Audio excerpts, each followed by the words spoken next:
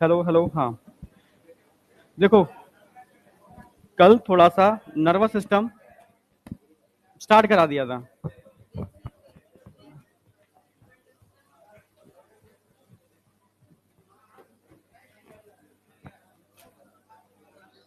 सारा ही कम कर दो भाई। फैन चला लेना बेटा, फैन चला लो ये वाला। हाँ,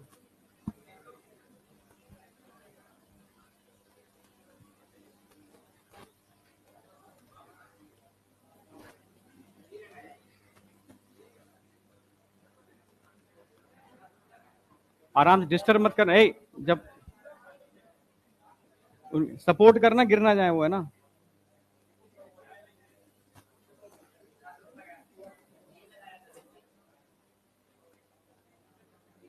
ठीक है ना। वापस आओ। अच्छा, कई बच्चे कल नहीं आए थे, याद है? ह्यूमन न्यूरल सिस्टम मैंने करा दिया था कल। क्विकली एक बार रिवीजन करा के मैं आगे बढ़ रहा हूँ, ठीक है। Conduction of nerve impulse start करना है आज, और ह्यूमन ब्रेन मैं आज स्टार्ट कर दूंगा। क्लियर है? तो सबसे पहले हमने बात की थी ह्यूमन न्यूरल सिस्टम। तो ह्यूमन न्यूरल सिस्टम को हमने कितने पार्ट में डिवाइड किया था? दो पार्ट में भाई। एक तो सेंट्रल नर्वस सिस्टम, दूसरा peripheral nervous system. Central nervous system में ब्रेन और स्पाइनल कॉर्ड आ जाएगा। पेरिफेरल नर्वस सिस्टम में मैंने बताया था कि आपके सेंट्रल नर्वस सिस्टम को बॉडी के ऑर्गन से जोड़ने के लिए जो नेटवर्क होता है, नर्व का जो नेटवर्क होता है, जो जाल होता है, जो वायर होते हैं, जो कनेक्ट करता है आपके ऑर्गन से सेंट्रल नर्वस सिस्टम को बीच में, समझ रहे हो? उसको हम बोलते हैं पीएनएस। जैसे ट्रांसफार्मर और आपके घर के बीच में केबिन या लाइंस होती हैं बहुत सारी, ठीक है, जो आपके ट्रांसफार्मर जो मेन लाइट को आपके घर की लाइट से कनेक्ट करती है। तो बीच में जो तारों का जो नेटवर्क है वो पीएनएस है, पेरिफेरल नर्वस सिस्टम। तो कंफ्यूजन तो नहीं है इसके अंदर? अब आपके घर दो टाइप के हो सकते हैं, वॉलेंट्री और इनवॉलेंट्री, यानी ऑर्गन दो टाइप के हो सकते हैं, वॉलेंट्री इनवॉलेंट्री। वॉलेंट्री ऑर्गन वो होते हैं जो आपके कंट्रोल में होते हैं, इनवॉलेंट्री ऑर्गन वो होते हैं जो आपके कंट्रोल में नहीं होते। जो ऑर्गन आपके कंट्रोल में है, समझना, जो ऑर्गन आपके कंट्रोल में है, वॉलेंट्री ऑर्गन, उनको सेंट्रल नर्वस सिस्टम से जोड़ने के लिए जो होगा वो एसएनएस होगा, सोमैटिक नर्वस सिस्टम। और इनवॉलेंट्री ऑर्गन जो आपके कंट्रोल में नहीं है, उनको सेंट्रल नर्वस सिस्टम से जोड़ने के लिए जो सिस्टम होगा उसको हम एएनएस बोलेंगे, ऑटोनॉमिक नर्वस सिस्टम। क्लियर है? बिल्कुल। अब यहां पर ऑटोनॉमिक नर्वस सिस्टम की बात की जाए, जो आपके नियंत्रण में नहीं है, कंट्रोल में नहीं है, स्पेशली उन ऑर्गन को कंट्रोल कर रहा है जो टोटली इनवॉलेंट्री है, जैसे स्मूथ मसल्स, बॉडी के अदर ऑर्गन, ठीक है। आप समझ रहे हो? तो इसका एक टर्म और एनसीईआरटी ने दे रखा है, वीएनएस। समझ रहे हो ना? Visceral visceral nervous system. पर विसरल स्पेशली टर्म हम किसके लिए यूज करते हैं? मोटर वाले ट्रैक के लिए, मोटर वाला ट्रैक। क्लियर? बिल्कुल। सेंसरी वाले ट्रैक को हम विसरल में जोड़ते नहीं है। क्या चीज? विसरल बता तो रहा हूं मैं।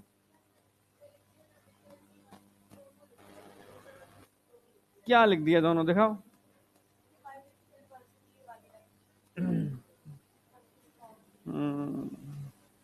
Visceral and form the visceral, कहां गया? Plexus by which impulse travel from the centre, कहां लिखा है? Motor sensory. Viscera and from viscera to central nervous system. अच्छा, इस तरीके से कर दिया है, ठीक है। पर एक्चुअल में जो स्टैंडर्ड डेफिनेशन है जो टोटोरा में दे रखी है, मोटर वाले, क्योंकि एनसीईआरटी बहुत टिपिकल चीजें नहीं लिखती, सिंपल कर देती है बच्चों के लिए, ठीक है। कोई भी आप स्टैंडर्ड बुक देखोगे, ठीक है, उसमें साफ साफ लिखा हुआ है मोटर वाला पार्ट, यानी ये तो फिर एक ही चीज हो गई ना। समझ रहे हो ना?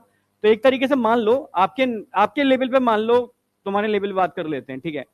बस एक ही बात है, विसरल नर्वस सिस्टम और एएनएस एक ही बात है। पर स्पेसिफाई करोगे तो उसमें मोटर ट्रैक इसके अंदर इंक्लूड होता है, ठीक है। किसी भी बुक को पढ़ लेना, कोई भी आपकी एमबीबीएस की कोई बुक हो, ठीक है, साफ साफ दे रखा है, ठीक है।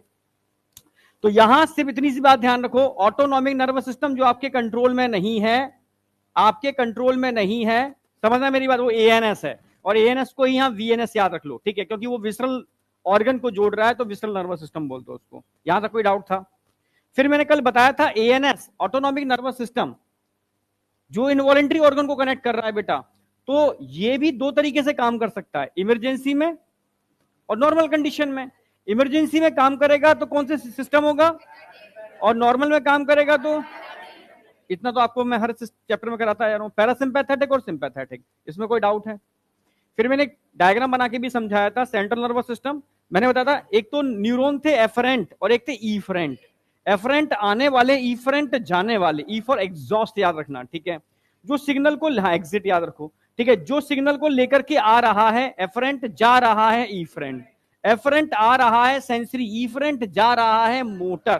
तो सेंसरी और मोटर टाइप के न्यूरॉन कहीं ना कहीं आपके इन ऑर्गन को सेंट्रल नर्वस सिस्टम से जोड़ रहे हैं। पर अगर मैं एसएनएस की बात करता हूं तो मैंने नर्व आपको न्यूरोमस्कुलर जंक्शन में बताया था, ओनली एक ही टाइप के न्यूरॉन होते हैं, मोटर। याद आया? Motor end plate, motor unit, याद आ गया ना? Only motor. मोटर का मतलब क्या हो गया? जाने वाले। जाने वाले का मतलब क्या हो गया? एफरेंट या ईफरेंट? ईफरेंट। समझ रहे हो? तो सेंट्रल नर्वस सिस्टम से जो आपके जितने भी स्केलेटल मसल्स हैं उनमें, जैसे हाथ को बेंड कर रहा हूं तो सिग्नल जा रहा है, ईफरेंट न्यूरॉन सिग्नल लेकर के जा रहे हैं, ठीक है। तो मैंने इसका एक क्वेश्चन भी करा दिया था। यहां तक कोई डाउट था? क्लियर था बिल्कुल? बस फिर हमने आगे स्टार्ट किया था कंडक्शन ऑफ नर्व इंपल्स। याद आया? कंडक्शन ऑफ नर्व इंपल्स की बात, अच्छा इसमें एक दो हाँ मैंने एक ही कराया था ना अभी कंडक्शन में, हाँ रेस्टिंग कराया है बस। हाँ, कंडक्शन ऑफ नर्व इंपल्स में मैंने बताया था, कंडक्शन ऑफ नर्व इंपल्स एक ऐसी प्रक्रिया है, ठीक है, जिसके अंदर इलेक्ट्रॉन की फॉर्म में, चार्ज की फॉर्म में इंपल्स ट्रेवल करता है, या आप कह सकते हो आपका जो मैसेज है, सिग्नल है, वो ट्रेवल करता है चार्ज की फॉर्म में। समझ रहे हो? यानी चार्ज की फॉर्म में करता है, यानी मेम्ब्रेन कैसी होगी? पोलराइज्ड होगी फिर तो। और कोई भी सेल अगर पोलराइज्ड है तो सेल नॉर्मल सेल नहीं है, वो कैसी सेल है? एक्साइटेबल सेल है, उसमें एक्साइटेबिलिटी है। और ऐसा ही कुछ फीचर मैंने आपको मसल्स में भी बताया था, याद आया कुछ? तो मसल्स भी एक्साइटेबल होते हैं, नर्व भी एक्साइटेबल होते हैं, बस मसल्स के अंदर कॉन्ट्रैक्टेबिलिटी, एक्सटेंसिबिलिटी और इलास्टिसिटी मिलती है, पर नर्व के अंदर कॉन्ट्रैक्टेबिलिटी, ठीक है, इलास्टिसिटी और एक्सटेंसिबिलिटी प्रॉपर्टी नहीं मिलती। कोई डाउट? फिर मैंने बताया था भाई कि जो जो न्यूरॉन्स होते हैं उनके बाहर चार्ज अलग होता है, न्यूरॉन्स के अंदर एक्सोप्लाज्म के अंदर चार्ज कह सकते हो या आइंस कह सकते हो, उनकी कंसंट्रेशन अलग होती है। जैसे बाहर के फ्लूइड में मैंने बताया था, ठीक है, सोडियम आयन बहुत ज्यादा होते हैं, अंदर के फ्लूइड में पोटेशियम आयन बहुत ज्यादा होते हैं, ठीक है। अगर बाहर के फ्लूइड में आपने पोटेशियम बढ़ा दिए तो हार्ट बीट रुक सकती है, कंडक्शन रुक सकता है, जो आज समझ में आएगा आपको अच्छे से, जो अक्सर मैं बोलता रहता हूं, ठीक है। तो बाहर सोडियम ज्यादा पोटेशियम कम, अंदर पोटेशियम ज्यादा सोडियम कम, ये ध्यान रखना है आपको। न्यूरॉन के मेम्ब्रेन का अगर चार्ज देखोगे तो बाहर पॉजिटिव चार्ज और अंदर नेगेटिव चार्ज होता है, जबकि बाहर पॉजिटिव आयन सोडियम बहुत ज्यादा होते हैं और अंदर पॉजिटिव आयन पोटेशियम ज्यादा होते हैं, तब भी अंदर नेगेटिव चार्ज है। तो नेगेटिव चार्ज के लिए पोटेशियम आयन रिस्पॉन्सिबल नहीं है। एक खास टाइप के प्रोटीन बताए थे कल मैंने आपको, एनसीईआरटी में भी दे रखे हैं, नेगेटिवली चार्ज प्रोटीन, वो अंदर ऑलवेज प्रेजेंट होते हैं, मेम्ब्रेन उसके लिए इम्परमेबल होती है, परमेबल नहीं होती। क्लियर? बिल्कुल इम्परमेबल होती है। क्लियर था? बिल्कुल। यानी वो अंदर है तो अंदर ही रहेंगे, अंदर से बाहर और बाहर से अंदर नहीं जा पाएंगे। कोई डाउट? फिर मैंने बताई थी बेटा, यहां पर धीरे धीरे इस मेम्ब्रेन पर कुछ, क्योंकि ये मेम्ब्रेन सेलेक्टिवली परमेबल होती है, एक टर्म जोड़ा था हमने, सेलेक्टिवली परमेबल। और जब भी सेलेक्टिवली परमेबल की बात आती है, सेलेक्टिवली परमेबल की बात आती है, तो क्या बात आती है? नींद तो नहीं आ रही? ठीक है, हाँ। देखो नींद आए तो अपने आंखों पर पानी डालने चले जाना, मैं रोकूंगा नहीं किसी को, ठीक है।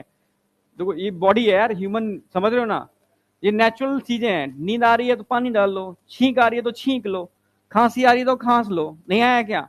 रोको मत, समझ रहे हो? पर नींद को मैं ये नहीं कहूंगा रोको, समझ रहे हो?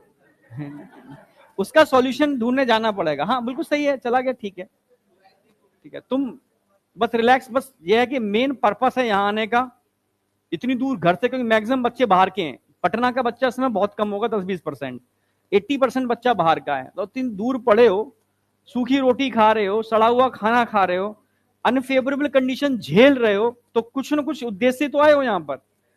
तो ठीक है, वो अपने जो टारगेट लेके आए हो तो उस टारगेट को पूरा कर लो, ठीक है। बस ये समझना, हर इंसान अपना अपना जन्म ले रहा है कि टारगेट को लेके ले रहा है, ठीक है, कोई उद्देश्य को लेके ले रहा है।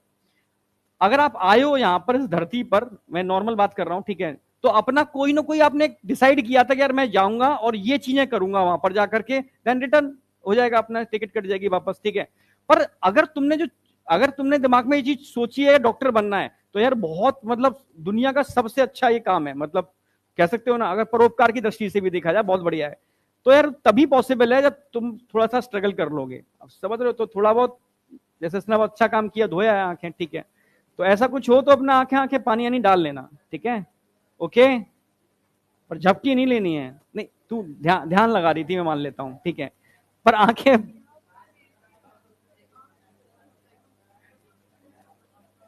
इधर आएगी। चलो ठीक है, ठीक है, बस मेन चीज तू समझना, ठीक है। टेस्ट दिया था इस बार, टेस्ट दिया था इस बार, नहीं दिया था टेस्ट इस बार, दिया था। अब अगला टेस्ट एक भी छूट गया ना, मैं घर कॉल करूंगा। तूने 2-3 टेस्ट छोड़े हैं, ध्यान रखना, पहले भी एक छोड़ा था, ये छोड़ा है पहला, तो ठीक है। अगला कोई भी टेस्ट किसी का छूटना नहीं चाहिए, ये मैं एक एक बच्चे से कह रहा हूं, मैं घर कॉल करूंगा। मैं मजाक मजाक मत लेना इस चीज को, ठीक है, मैं सीरियसली बोल रहा हूं, अगर टेस्ट छूटेगा तो मैं, चाहे नंबर कम आए टेस्ट तो दो, ठीक है, अपना बस टेस्ट दो, अपने डर को, फोबिया को निकालो बस, ठीक है, टेस्ट देने हैं सारे के सारे, ठीक है। चलो वापस आ जाओ, ठीक है, वापस आ जाओ। तो यहां तक कोई डाउट था? सेलेक्टिवली परमेबल, सेलेक्टिवली परमेबल का मतलब है कि भाई कुछ चैनल्स, गेट हैं, ठीक है। अब गेट मैंने 4 प्रकार के बताए थे, एक ऐसे गेट जिनमें दरवाजा ही नहीं है, ऑलवेज ओपन, भाई ऐसा गेट जिसमें दरवाजा ही नहीं है, ऑलवेज ओपन, इसको लीकेज चैनल बोलते हैं। ऐसा गेट जिसका खुलना और बंद होना पोटेंशियल पर डिपेंड करता है, मेम्ब्रेन के चार्ज पर डिपेंड करता है, चार्ज अभी अलग है, बंद होगा, चार्ज चेंज हो जाएगा, खुल जाएगा, समझ रहे? वोल्टेज गेटेड चैनल, जिसका खुलना और बंद होना लिगेंड की बाइंडिंग पर डिपेंड करता है, मानो ताले में चाबी लग रही है तब खुल रहा है, लिगेंड की बाइंडिंग पे, जैसे एसिटाइलकोलिन न्यूरोट्रांसमीटर, तो इसको क्या बोलेंगे? Ligand gated channel.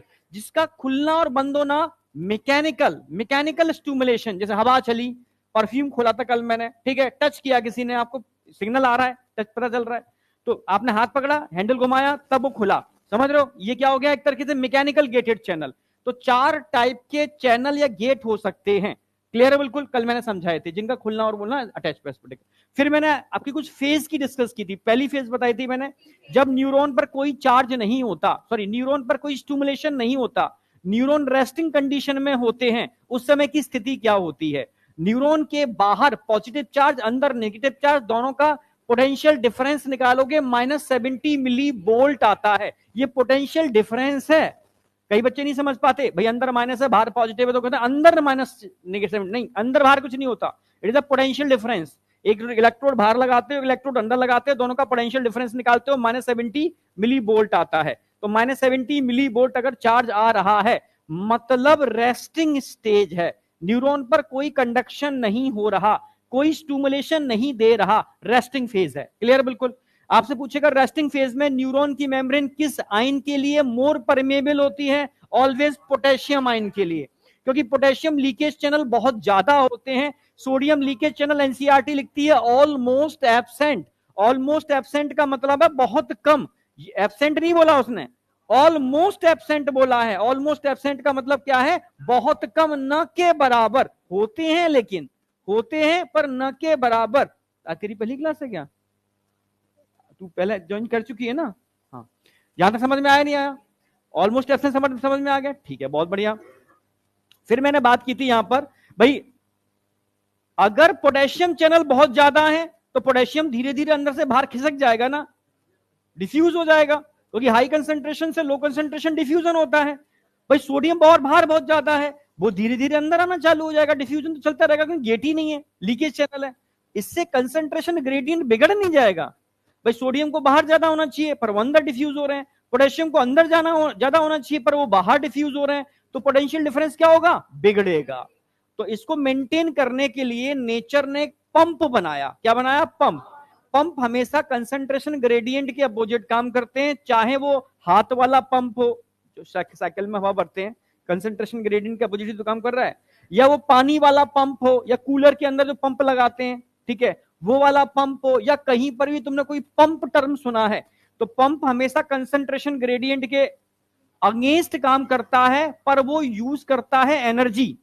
बिना पेट्रोल, बिना डीजल, बिना इलेक्ट्रिसिटी पंप चलेगा नहीं, या बिना फोर्स पंप चलेगा नहीं। यानी फोर्स क्यों लगा रहे हो? क्योंकि कंसंट्रेशन ग्रेडियंट के अपोजिट काम कर रहे हो। चैनल हमेशा कंसंट्रेशन ग्रेडियंट के डायरेक्शन में काम करते हैं, डायरेक्शन में काम करते हैं। अगर इस कमरे में ज्यादा बच्चे हैं और मैं गेट खोलूंगा, ज्यादा से कम की तरफ डिफ्यूजन होगा। समझ रहे हो ना मेरी बात? चैनल हमेशा कंसंट्रेशन ग्रेडियंट की डायरेक्शन में काम करते हैं, क्योंकि चैनल एटीपी यूज नहीं करते। पंप हमेशा एटीपी यूज करते हैं, कंसंट्रेशन ग्रेडियंट की अपोजिट या अगेंस्ट काम करते हैं, तभी तो पंप यूज कर रहे हो।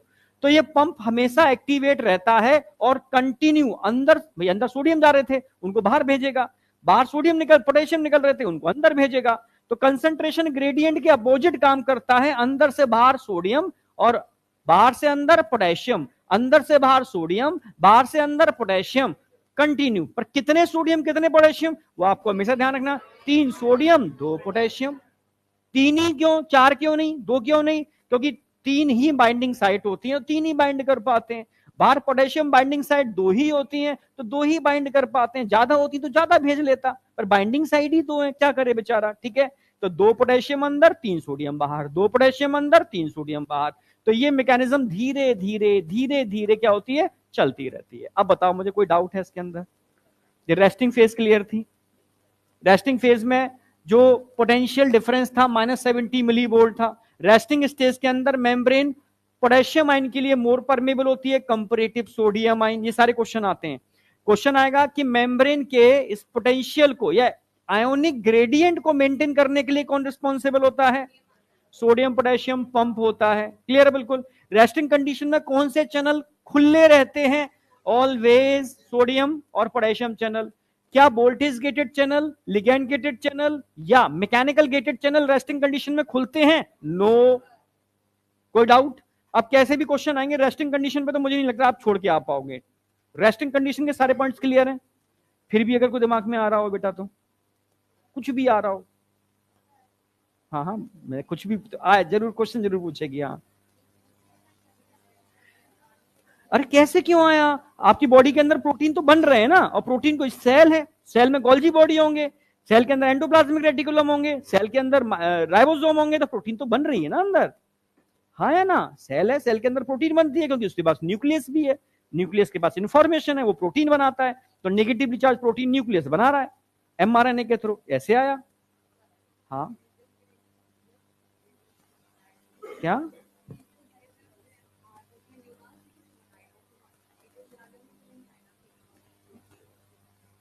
नहीं, प्रोटीन तो डिफ्यूज होते रहते हैं ना। अरे वो सेल का ही तो पार्ट है, प्रोसेस सेल का ही तो पार्ट है भाई। वो नेक का मतलब हो गया, हमारी ऐसी नेक नहीं है। नेक का मतलब है most sensitive part of neuron, जो भी बताऊंगा मैं, कंडक्शन इसी के थ्रू होता है, वो कंडक्शन के लिए रिस्पॉन्सिबल है। समझ रहे हो? यहां तक कोई डाउट? तो दिमाग के घोड़े क्यों नहीं दौड़ाते हो? साइटोलॉजी तो पढ़ चुके हो ना थोड़ा सा, सेल क्या होती है, सेल में गोल्जी बॉडी, गोल्जी वेसाइकल, ये छोटी छोटी चीज, थोड़ा थोड़ा सोच, थोड़ा जोर डालो उसके ऊपर बहुत। अब ये थोड़ी ना कोई, ये तुम खिलौना थोड़ा समझ रहे हो कि यहां से यहां कैसे पहुंचेगा, यहां कैसे पहुंचेगा। क्या चीज? नेजल ग्रेन्यूल नहीं आएगा, वो बड़े साइज के होते हैं। ईआर हमेशा साइटो एंडोप्लाज्मिक रेटिकुलम कहां होती है? सेल के अंदर होती है। सेल के प्रोसेस के अंदर एंडोप्लाज्मिक रेटिकुलम नहीं पहुंचेगी, लंबे प्रोसेस के अंदर, पर छोटे छोटे प्रोसेस जो उसके अराउंड थे वहां तक वो धीरे धीरे डिफ्यूज कर जाती है। प्रोटीन तो आएगा ना। प्रोटीन कहां बनता है? प्रोटीन बनता है ईआर और राइबोसोम की वजह से। उनके टूटने से क्या बनते हैं? ईआर के टूटने से गोल्जी बॉडी बनते हैं, गोल्जी बॉडी के टूटने से क्या बनते हैं? गोल्जी वेसाइकल्स बनते हैं। गोल्जी वेसाइकल डिफ्यूज होकर सब जगह जा सकते हैं। तुम तो मैकेनिज्म पढ़ चुके हो ना। अब तो तुम साइटोलॉजी, तो साइटोलॉजी पहले क्यों पढ़ाई जाती है? क्योंकि छोटे बच्चे को भी साइटोलॉजी पहले पढ़ाई जाती है, सेल के बारे में तो उसको अनुभव हो कि सेल होती क्या है, सेल काम कैसे करती है, सेल की मैकेनिज्म क्या है। अभी तुम पढ़ोगे साइटोलॉजी, मतलब सेल समझते हो बेटा? Cell is a universe. तुम्हें यूनिवर्स का कंसेप्ट अभी तक नहीं पता, है ना? तुम अभी अपनी गैलेक्सी नहीं समझ पा रहे हो, तुम यूनिवर्स क्या समझोगे? समझ रहे हो ना? अभी तो अपनी गैलेक्सी के बारे में तुम्हें नहीं पता, ठीक है? अपने आसपास ही घूम रहे हो, अर्थ के आसपास। तो साइंटिस्टों ने इक्वल टू कहा है, एक universe equal to the cell. Cell इतनी कॉम्प्लेक्स है जिसका रहस्य आप नहीं समझ सकते। अभी आप जैसी सिलेक्शन लोगे तो आपकी लाइब्रेरी के अंदर एक बुक होगी 10 सेल, ठीक है? आप समझ रहे हो? द सेल, एक बहुत मोटी बुक आती है, ठीक है, द एल्बर्ट की, ठीक है, इतनी मोटी बुक है, और ऐसी हजारों टाइप की बुक आती है, पर मुझे सबसे अच्छी बुक द सेल लगती है, एल्बर्ट की, बहुत अच्छी बुक है, ठीक है, तो मेरे पास भी है, ठीक है। तो उसका जब पढ़ते हो ना, तब तुम्हें सर पकड़ लोगे, यार ये क्या है यार, हम तो सेल को अब तक एक बस एक कोशिका समझते आए हैं। आप समझ रहे, पूरी बॉडी सेल से मिलकर तो बनी है, वही सेल नए नए बिहेव कर रही है, वही सेल में एजिंग हो रही है, वही सेल आपकी यंग है, सेल ही सबके लिए रिस्पॉन्सिबल है, जो भी बॉडी में चेंजेस हो रहे हैं सेल की वजह से हो रहे हैं। तो सेल की बेसिक चीज समझो पहले, ठीक है। अब मैं आगे सेकंड फेज पर जा रहा हूं। अब आपने क्या किया, एक न्यूरॉन नॉर्मल कंडीशन में था, आपने उसको क्या किया, स्टिमुलेट किया, न्यूरॉन को क्या किया आपने, स्टिमुलेट किया। जैसे आप न्यूरॉन को स्टिमुलेट करते हो तो उसमें क्या क्या चेंजेस होते हैं, कौन से चैनल खुलते हैं, इंपल्स कैसे जनरेट होता है, इंपल्स कैसे ट्रेवल करता है, अब इन पर सब पे क्वेश्चन आएंगे, ठीक है। तो सेकंड स्टेप में मैं एंटर कर रहा हूं। अच्छा, ह्यूमन न्यूरल सिस्टम तो हो ही गया था आपका, तो कल है ना। अच्छा, तुम्हारा ये लेक्चर थर्ड है, ये 2 लेक्चर हो गए थे ना तुम्हारे, तो ये मैं सेकंड ऊपर वाले बच्चों के लिए डाल दिया, क्योंकि कल उनका लेक्चर नहीं हुआ था। तुम्हारा लेक्चर थर्ड है, ह्यूमन न्यूरल सिस्टम कल मैं तुम्हें तो करा ही दिया था, तुम्हारा तो ये हो ही गया था। हाँ, generation and conduction of nerve impulse तुम्हारा चल रहा था, इसके अंदर सेकंड फेज आएगी तुम्हारी, ठीक है। एक्शन पोटेंशियल इसमें पूछता है, रेस्टिंग फेज, एक्शन फेज कह सकते हो, या डीपोलराइजेशन बोल सकते हो।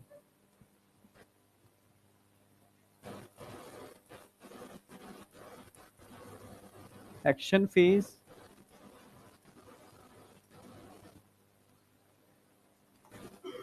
या डीपोलराइजेशन, डीपोलराइजेशन, डीपोलराइजेशन। अगर मैं डीपोलराइजेशन की बात करता हूं, समझना मेरी बात। अच्छा, इसमें एक चीज और मैं ऐड करूंगा भाई, डीपोलराइजेशन के बाद क्या आएगा नंबर थर्ड पर, रीपोलराइजेशन,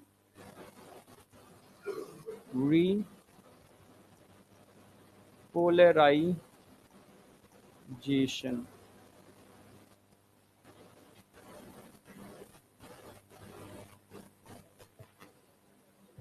दोनों को मैं कंपाइल करूंगा साथ साथ।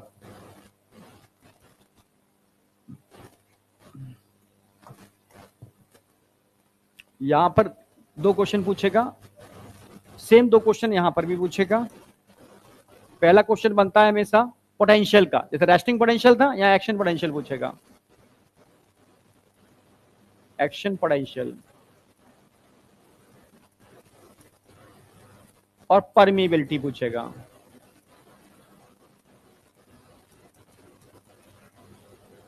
ठीक है, फिर यहां पर रीपोलराइजेशन का पोटेंशियल पूछेगा, पोटेंशियल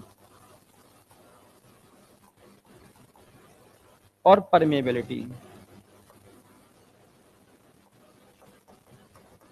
बहुत सिंपल फॉर्म में आपको तीनों चीजें याद रखनी, हर फेज के अंदर ये दोनों चीज तो आपको याद रखनी है। अब देखो, जैसे सेल अभी रेस्टिंग कंडीशन में थी, रेस्टिंग कंडीशन में सेल थी, अभी आपने छेड़ा नहीं था उसको, अब आप टच कर रहे हो और स्टिमुलेशन यहां पर क्रिएट होगा।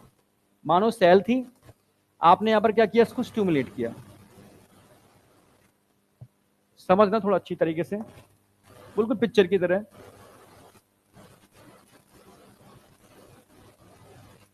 जैसे ही आप सेल को स्टिमुलेट करोगे, जैसे ही आप सेल को स्टिमुलेट करोगे, तो सेल के अंदर कुछ चैनल्स होते हैं। कौन से चैनल्स? सोडियम चैनल्स, जो कैसे होते हैं, वोल्टेज गेटेड। समझना,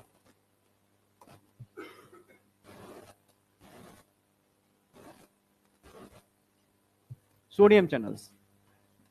लीकेज चैनल तो खुले हैं, वो ऑलवेज खुले रहते हैं, उससे भी मतलब नहीं है, ठीक है। ये क्या है, sodium channels, sodium voltage gated channel, BGC याद रखना, ठीक है। सोडियम वोल्टेज गेटेड चैनल, जैसे ही आपने इसको स्टिमुलेट किया, ठीक है, सोडियम वोल्टेज गेटेड चैनल क्या हो जाएंगे, ओपन। आप समझना, ये क्या हो जाएंगे, ओपन। इनके ओपन होते ही क्या होगा, सोडियम आयन क्या करेगा, तेजी से, बहुत तेजी से अंदर एंटर करेगा। बाहर ज्यादा थे सोडियम, अंदर कम थे। जैसे ही सोडियम आयन अंदर तेजी से एंटर करेंगे, पोटेशियम आयन तो अंदर पहले से ही थे ना, वो तो बाहर नहीं जा रहे हैं, अभी धीरे धीरे डिफ्यूज हो रहे हैं, मतलब चैनल नहीं खुले उनके। सोडियम भी अंदर आ गए। सोडियम और पोटेशियम दोनों मिलकर के नेगेटिवली चार्ज प्रोटीन पर डोमिनेंट नहीं हो जाएंगे, हाँ या ना भाई। अंदर नेगेटिव था, क्यों, क्योंकि अंदर नेगेटिव चार्ज प्रोटीन ज्यादा थी पोटेशियम आयन से। समझ में आ गया। अब उस नेगेटिव चार्ज प्रोटीन से ज्यादा पॉजिटिव चार्ज करना है, तभी अंदर पॉजिटिव होगा। तो पोटेशियम तो अंदर पहले से ही था, अब सोडियम भी अंदर आना चालू हो गया बहुत तेजी से। जब तेजी से सोडियम अंदर आएगा, तो जो नेगेटिव चार्ज प्रोटीन थी, नेगेटिव चार्ज प्रोटीन थी, इसके ऊपर ये पॉजिटिव चार्ज क्या हो जाएगा, डोमिनेंट हो जाएगा। इसके डोमिनेंट होने की वजह से अंदर चार्ज कैसा हो जाएगा,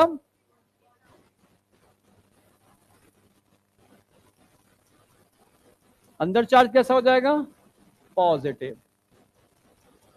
बाहर चार्ज कैसा हो जाएगा, अपोजिट वाला, नेगेटिव, कंपैरेटिव नेगेटिव। तो पोटेंशियल डिफरेंस निकालोगे, अभी निकालता हूं मैं, ठीक है। तो ये सोडियम की एंट्री की वजह से हुआ, सोडियम चैनल के खुल जाने की वजह से हुआ, स्टिमुलेशन देते ही।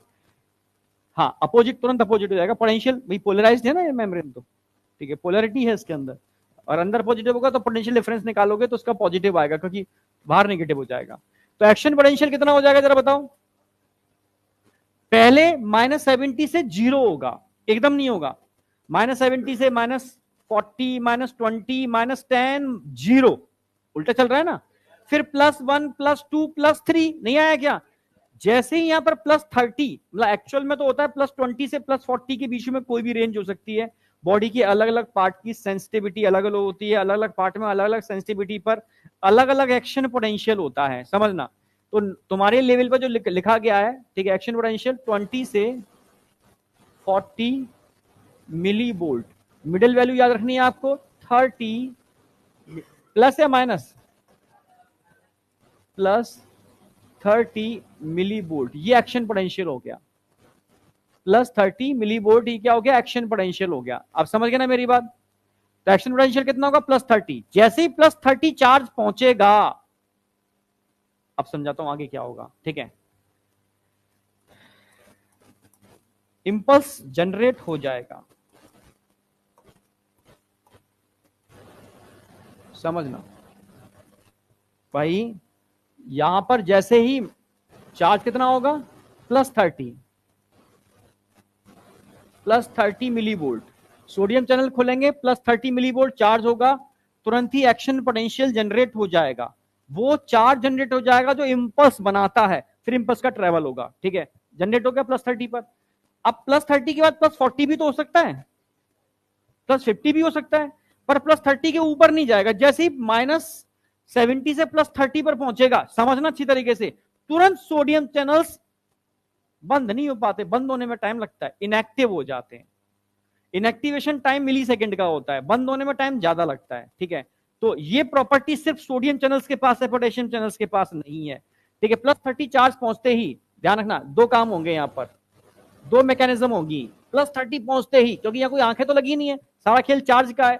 +30 चार्ज पहुंचते ही सोडियम चैनल्स तो क्या हो जाएंगे, ये इनएक्टिव हो जाएंगे। ये पूरी मैकेनिज्म है उसकी, पूरी ये क्लास में पूरी मैकेनिज्म ही हो पाती है। एक जमाने में मैं पूरी मैकेनिज्म कराता था, इनएक्टिवेशन का पूरा मैकेनिज्म कैसे होता है, ठीक है। पर अब वो उतनी, वो एम्स के क्वेश्चन आते थे बड़े लेवल के, इसलिए अब तो एनसीईआरटी पर आ गए हैं। बस तुम इतना याद रख लो, इनएक्टिव हो जाते हैं कंसेप्ट के लिए। देखिए पोटेशियम चैनल्स क्या हो जाएंगे यहाँ पर, potassium channels active inactive potassium channel नहीं होते, पोटेशियम चैनल खुलते हैं और बंद होते हैं। सोडियम चैनल पहले इनएक्टिव होते हैं, फिर बाद में बंद होते हैं, समझ रहे हो ना इनको, ये इनका एक मैकेनिज्म है। सोडियम चैनल्स अगर मैं एक डायग्रामेटिकली बताऊंगा ना, तो उसमें दो गेट होते हैं, एक नहीं दो गेट होते हैं। एक इनएक्टिवेशन वाला गेट होता है, एक बंद करने वाला गेट होता है, आप समझ रहे हो। और जितने भी चैनल होते हैं दुनिया में, उन सबके अंदर सिर्फ एक ही गेट होता है, बंद होते हैं या खुलते हैं, जिनमें टाइम लगता है। तभी तो ये मैकेनिज्म बड़ी स्पेसिफिक मैकेनिज्म है, डीपोलराइजेशन कोई खेल नहीं है। +30 पहुंचते ही तुरंत इंपल्स जनरेट होता है, ठीक है। तो +30 पहुंचते ही सोडियम चैनल्स क्या होंगे, इनएक्टिव, और पोटेशियम चैनल्स क्या हो जाएंगे, ओपन। पोटेशियम कब ओपन होगा, +30 पर पोटेशियम ओपन होगा, समझना। क्योंकि भाई एक्शन पोटेंशियल जनरेट हो गया। अब वापस, जैसे मैंने एक बार पंच किया, सिग्नल जनरेट हुआ, गया। जब तक सिग्नल जाएगा कि मैं बार बार पंच करता रहूंगा तो सिग्नल नहीं बनेगा दोबारा से। यानी दोबारा सिग्नल तभी बनेगा जब वो, जैसे एक गोली चलाई आपने, वो खाली हो गई, वो जहां कारतूस लगाते हैं, ठीक है, आप समझ रहे हो, वो आगे खिसकेगा ना, फिर नॉर्मल कंडीशन पर आएगा, तब तुम दूसरी गोली चलाओगे। ऐसा तो नहीं वहीं कहीं में तुम गोली चलाते रहोगे, वो एक ही जगह खाली वाली जगह सामने है तो गोली एक चलने का दूसरी गोली नहीं चलेगी वहां से। नहीं समझ में आया भाई? यहाँ पर आपने गोली, अरे वो जानते ना रोल वाला जो होता है, क्या कहते हैं उसको, आजकल तो वो वाली गन आती है, वो मैगजीन लगा देते हैं, मैं उसकी बात नहीं कर रहा। हाँ, अरे एयर गन ही चलाई होगी आज, पहले के टाइम पर चलती थी, वो घूमता था इस तरीके से, ठीक है। आजकल तो वो शायद बंदी सी हो गई है मुझे लग रहा है, अब सब पिस्टल आती हैं सारे के सारे। हाँ, पटाखे वाली, ठीक है, हाँ सही कह रहा है, पटाखे वाली गन आती है, उसमें ऐसे इसमें लगा देते हैं, ठीक है, हाँ बच्चों के पास, बिल्कुल सही, ये तुमने देखी है, ठीक है। अब समझना, अगर वो रोल नहीं होगा, घूमेगा नहीं, तो उसका ट्रैगर उस पर होगा नहीं, समझना मेरी बात। वो घूमता है, फिर एक नई ब्लेड सामने आती है, वो उसको क्लिक करता है, समझ रहा, फिर घूमता है, समझ में आ गया। यानी उसको वापस पुनः अपनी स्थिति में आना होता है, तभी जाकर के वो इंपल्स दोबारा जनरेट हो सकता है। नहीं समझ में आया? एक बार जैसे आपने स्टिमुलेट किया, सिग्नल गया, तो तुरंत वो फिर रेस्टिंग कंडीशन पर आ जाएगा, फिर स्टिमुलेट करा, फिर सिग्नल गया, फिर रेस्टिंग स्टिंग, समझ रहे ना मेरी बात? हर बार वो अपनी इनिशियल फेज में आएगा, रीपोलराइज स्टेट में आएगा, तभी तो नया इंपल्स जनरेट होगा। तुम समझ पा रहे हो मेरी बातें? नहीं, कोई ऐसा बच्चा समझ में ना आया हो? आ रहा है ना? यानी जैसे मानो ये ट्रक है, इसमें आपने कोई चीज लोड करी, नीचे गया और फिर ट्रेवल हो गया, ठीक है, अब चला गया तो दूसरा ट्रक भी तो यहां आएगा तुरंत ही, तभी तो दूसरा सिग्नल लेके जा पाएगा। तो वापस पुनः अपनी स्थिति में आने की पोजीशन को हम रीपोलराइजेशन बोलते हैं। री मतलब पुनः पोलराइज स्टेट में आना। तुम समझ पा रहे हो पीछे? पुनः अपनी पोलराइज स्टेट में आना, ठीक है, समझ पा रहे नहीं समझ पा रहे? तो प्लस 30 मिलीवोल्ट पर क्या होगा, दो इवेंट होंगे, एक सोडियम चैनल्स इनएक्टिव होंगे, पोटेशियम चैनल्स ओपन होंगे। समझ पा रहे नहीं समझ पा रहे हो? पूछूंगा भी मैं, अभी देखते हो जहां जहां मुझे गड़बड़ नजर आ रही है आंखों में, उन्हीं से पूछूंगा, देखता हूं क्या नहीं बता पा रहे। तुम मेरी क्लास में ही करते हो या सबकी क्लास में करते हो ऐसे? क्या? नहीं, तेरी बात नहीं कर रहा हूं मैं, उन बच्चों से बोल रहा हूं जो कर रहे हैं अभी, मैं इंडिकेट नहीं करूंगा मैं। हाँ चले जा, कोई दिक्कत नहीं है, इसमें कोई दिक्कत नहीं है। क्या? नहीं, फिर से बोलो। तुमने एटम पढ़ा है? एटम अभी तुमने, एक्चुअल में सही बताऊं, अभी तुम पढ़े ही नहीं हो ढंग से। जिस दिन तुम फिजिक्स केमिस्ट्री को अच्छे से पढ़ोगे ना, तो ये टर्म करना ही भूल जाओगे। फिजिक्स में सब चीजों की चीज मतलब आंसर है, फिजिक्स में हर क्वेश्चन का तुम्हें आंसर मिलेगा, समझ रहे हो? अगर तुम मतलब अच्छे स्टूडेंट हो, जो बहुत बेहतर साइंस का स्टूडेंट होता है ना, वो बहुत बेहतर स्पिरिचुअल इंसान हो सकता है वो, क्योंकि स्पिरिचुअलिटी को समझेगा वो। कहते हैं कण कण में भगवान होता है। भगवान मतलब समझते हो? It is energy, source of energy. आप समझते हो ना इस चीज को? और हर एटम के अंदर, समझ रहे हो, एनर्जी होती है हर एटम में, पूरा मतलब इसका एक्सप्लेनेशन दे रखा है। पर अभी तुम पता नहीं, अब तुम्हारी तो छूट और जाएगी फिजिक्स यार, ठीक है, सिलेक्शन लेते तुम फिजिक्स छोड़ दोगे, तो तुम समझ ही नहीं पाओगे एक्चुअल में फिजिक्स का जो कंसेप्ट है, फिजिक्स के जो मतलब चीजें हैं, वो तुम तब समझोगे, तुम वास्तव में सिलेक्शन के बाद भी फिजिक्स में अगर इंटरेस्ट रखोगे, फिजिक्स से प्यार करोगे तो ही तुम फिजिक्स समझ पाओगे। अगर प्यार नहीं करोगे फिजिक्स से, तुम फिजिक्स नहीं समझ पाओगे। फिजिक्स यार अपने में ही पूरी स्पिरिचुअल साइंस है, पूरी स्पिरिचुअल। अगर आपको वास्तव में स्पिरिचुअलिटी में जाना है तो फिजिक्स को अच्छे से समझना पड़ेगा, और फिजिक्स को केमिस्ट्री और बायो से कोरिलेट करना आना चाहिए, तब एक्चुअल में आप समझ पाओगे कि एक्चुअल में मतलब क्या है, ब्रह्मांड क्या है, जैसे टर्म यूज किया ना, आत्मा, ठीक है, it is a source of energy, ये एनर्जी क्या है, ठीक है, और तब तुम समझ पाओगे यार फिजिक्स क्या है।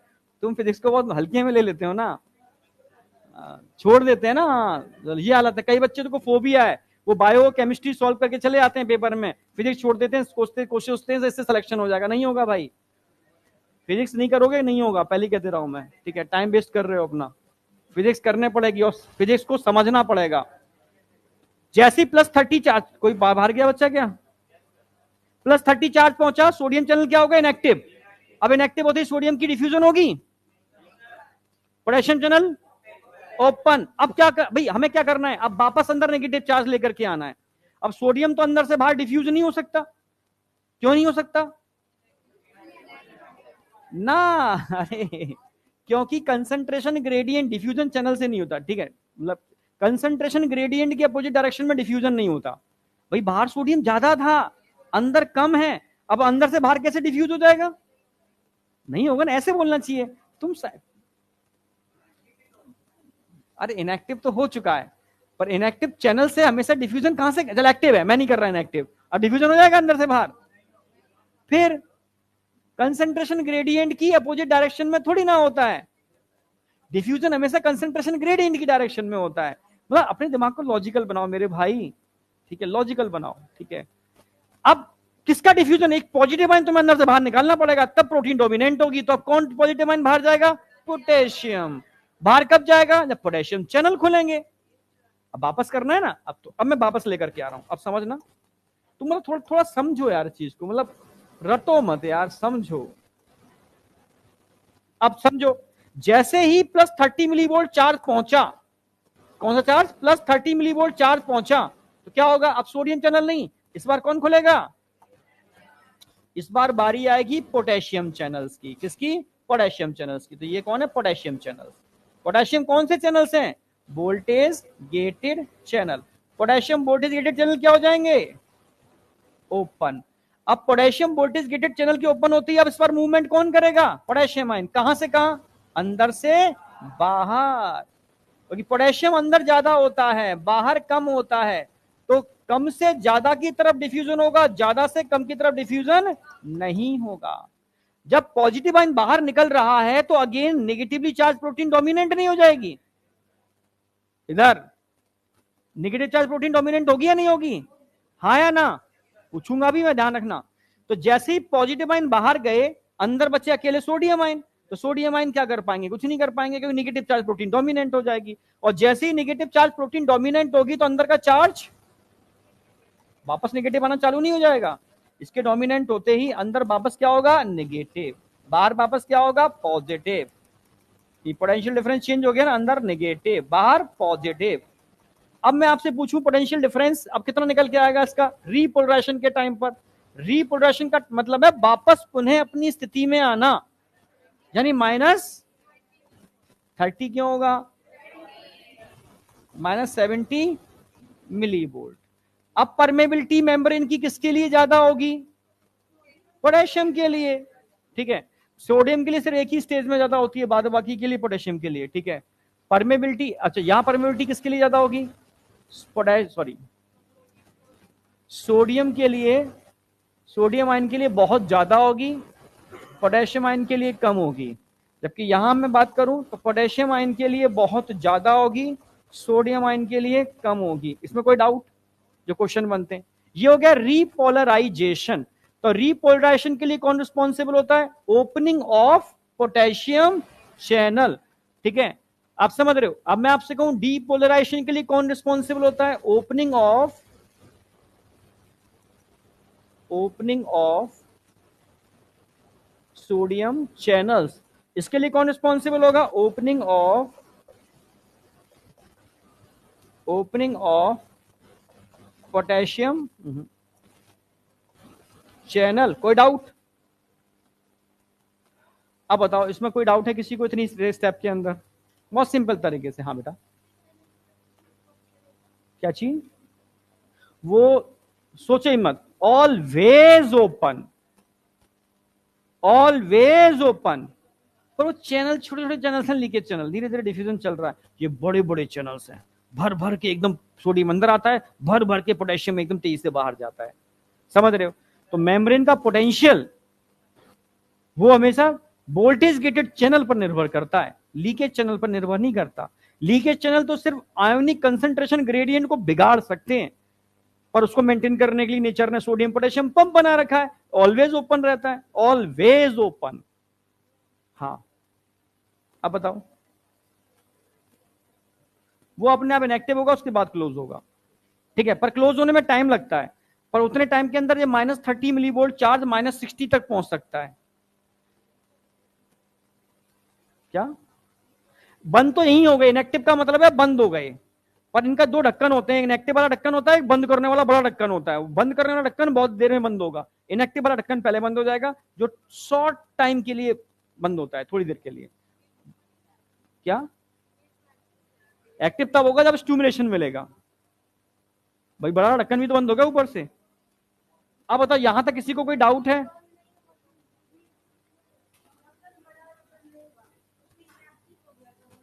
नहीं, इनएक्टिव शॉर्ट टर्म के लिए होता है, इतनी देर की जब तक वो बंद नहीं हो रहा है मेन ढक्कन तब तक वो रोक के रखेगा, ठीक है, क्योंकि उसको बंद होने में टाइम लगता है, और तब तक ये -30 से -60 हो जाएगा और सब चीजें बिगड़ जाएंगी बॉडी की। एग्जैक्ट -30 पर ही, एग्जैक्ट -30 पर ही एक्शन पोटेंशियल जनरेट होगा, फिर एक्शन पोटेंशियल जनरेट नहीं होगा। यानी जरा सा टच किया मालूम पड़ गया आपको, मिली सेकंड का खेल है सारा का सारा, हवा चली पता चल गया आपको, समझ रहे हो, सारा का सारा मिली सेकंड का खेल है सारा का सारा आपको। अब बेटा समझ में कोई डाउट है तो मुझे पूछो। हाँ, रीपोलराइजेशन में सोडियम कम कैसे होता है? अब देखो, रीपोलराइजेशन के टाइम पर कौन से चैनल खुल रहे हैं? सोडियम तो बंद हो गए ना, कौन निकल रहा है बाहर तेजी से? डीपोलराइजेशन के टाइम पर सोडियम की परमेबिलिटी बढ़ जाएगी, क्योंकि सोडियम के चैनल क्या हो गए, यहां पर ओपन हो गए। सोडियम का कम इसलिए हो रहा है क्योंकि लीकेज चैनल तो खुले हैं ना, सोडियम के लीकेज चैनल तो खुले रहते हैं हमेशा, तो धीरे धीरे सोडियम का हो रहा है। पर पोटेशियम के लीकेज चैनल भी खुले हैं और पोटेशियम के वोल्टेज गेटेड चैनल भी खुल गए, तो पोटेशियम का ज्यादा हो गया ना, ज्यादा तो लिखा है मैंने, पोटेशियम का ज्यादा सोडियम का कम। हाँ, लीकेज चैनल तो हर स्टेज में खुले रहते हैं, वो सोचना ही नहीं उसके बारे में, वो धीरे धीरे बाहर निकालते हैं, डिफ्यूजन होता रहता है। मेन परमेबिलिटी किस पर डिपेंड करती है? इन चैनल पर डिपेंड करती है, तभी तो रेस्टिंग कंडीशन में ये चैनल बंद होते हैं, तब पोटेंशियल लीकेज चैनल पर डिपेंड करता है। और डीपोलराइजेशन, रीपोलराइजेशन और हाइपरपोलराइजेशन के टाइम पर मेनली वोल्टेज गेटेड चैनल पर डिपेंड करता है। अब बताओ, ठीक है, काम करते हैं, बड़े चैनल्स होते हैं। हाँ, पंप क्या काम कर रहा है? पंप पोटेंशियल थोड़ा, पंप तो इसको वापस अपनी जगह पहुंचा रहा है, धीरे धीरे चलता रहता है, अपनी जगह पहुंचा रहा है, ठीक है। सोडियम को अंदर से बाहर, पोटेशियम को बाहर से अंदर, वो उसका काम है, क्योंकि दोबारा भी तो इस कंडीशन को दोबारा लेकर के आना है ना, तो वो इनको वापस अपनी अपनी जगह पहुंचाएगा, इससे कि दोबारा सोडियम अपनी जगह पहुंच जाए, पोटेशियम अपनी जगह पहुंच जाए, और अगेन से चार्ज जनरेट हो पाए। और बताओ। हाँ बेटा, ऑलवेज ओपन रहेगा। तुम में से कोई ऐसा बच्चा तो नहीं 4-5 साल से तैयारी कर रहा हो? 4-5 साल पहले कुछ इंस्टीट्यूट सोडियम चैनल को, सॉरी, सोडियम पोटेशियम पंप को बंद और चालू करते थे।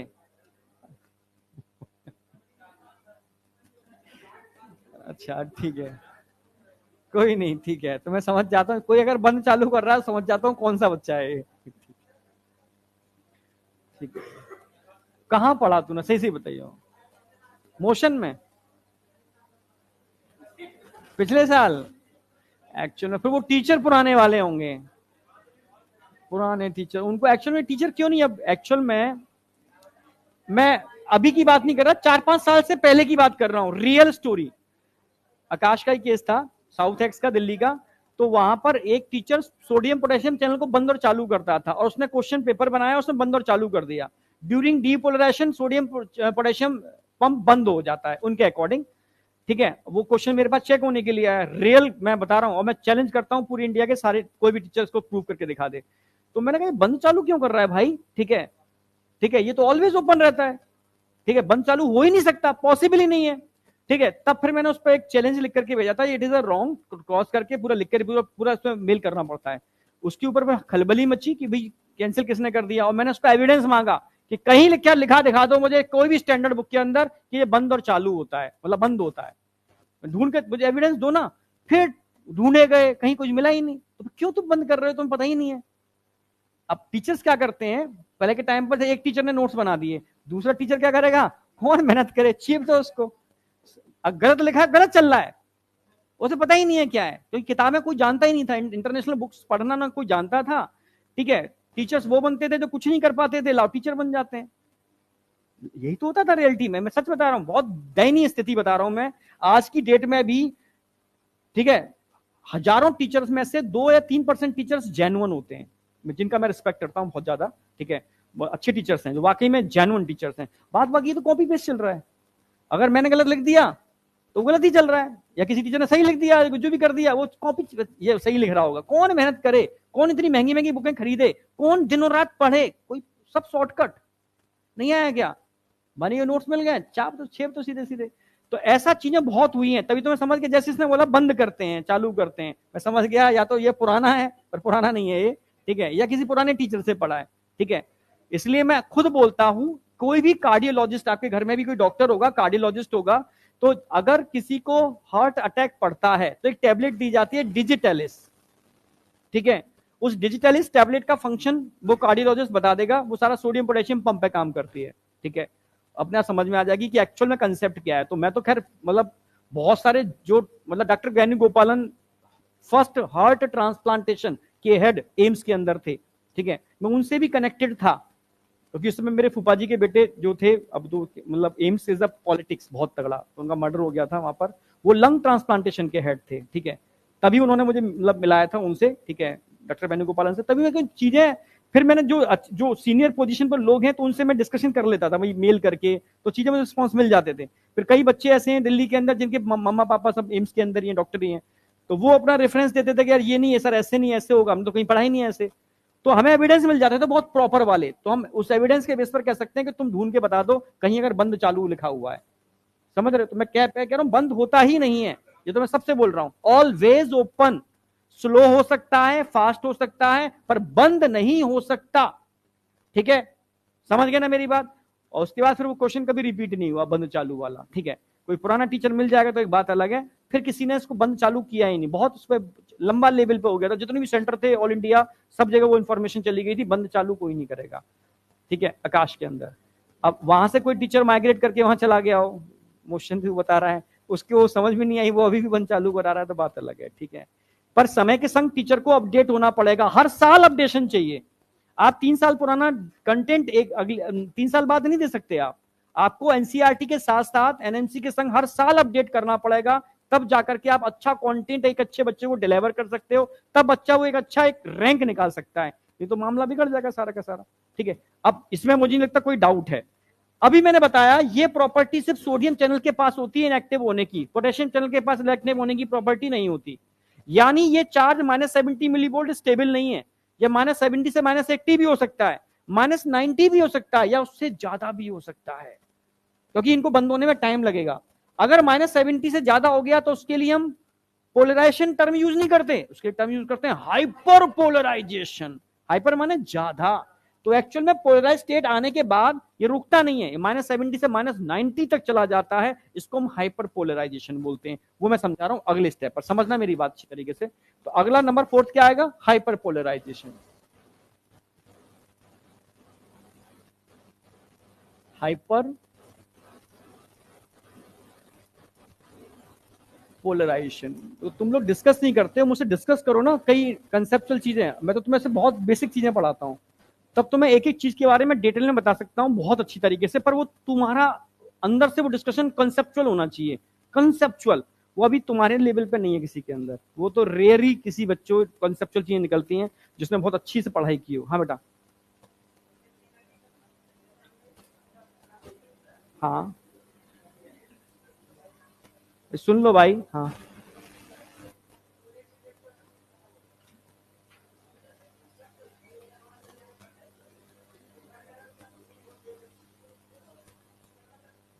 पेन अलग चीज होता है, वो पेन रिसेप्टर्स होते हैं, ठीक है, उसका पूरा मैकेनिज्म बताऊंगा ह्यूमन हेल्थ एंड डिसीज के अंदर। पेन क्यों जनरेट होता है, पेन कैसे जनरेट होता है, पेन का कंसेप्ट क्या है, उसके रिसेप्टर्स होते हैं, पेन को क्रिएट करने वाले ब्रेडिकाइनिन्स बाइंड कर जाते हैं और कंटिन्यू सिग्नल देते रहते हैं, तो पेन कंटिन्यू रहता है, क्योंकि वहां पर क्या करनी है, आपको रिपेयर करनी है, जहां पेन होगा वहां अदर सेल आकर के रिपेयर करना चालू कर देते हैं। पर हम बेवकूफ लोग पेन किलर खा लेते हैं और नेचुरल मैकेनिज्म को रोक देते हैं।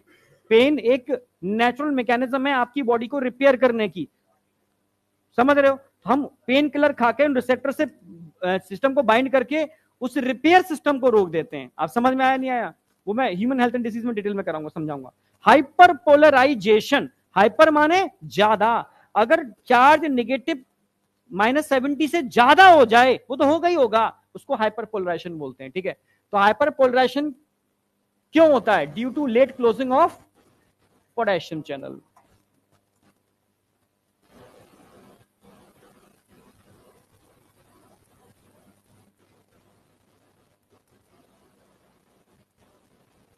पोटेशियम कौन से? वोल्टेज गेटेड चैनल, ठीक है। इसकी वजह से क्या होगा? पोटेंशियल कितना होगा यहां पर? -90 मिली वोल्ट, मतलब ये स्टैंडर्ड वैल्यू है जो आपकी दे रखी है। पोटेंशियल कितना हो जाएगा? -90 मिली वोल्ट, मतलब more than resting membrane potential, ऐसे लिख देता हूं मैं।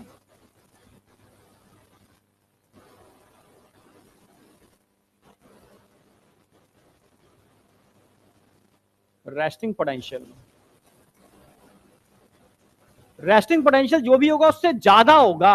-90 मिली वोल्ट स्टैंडर्ड वैल्यू है। तो परमेबिलिटी क्या होगी?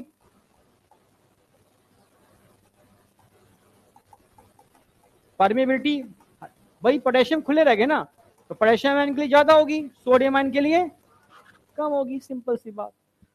आप बताओ इसमें कोई डाउट है?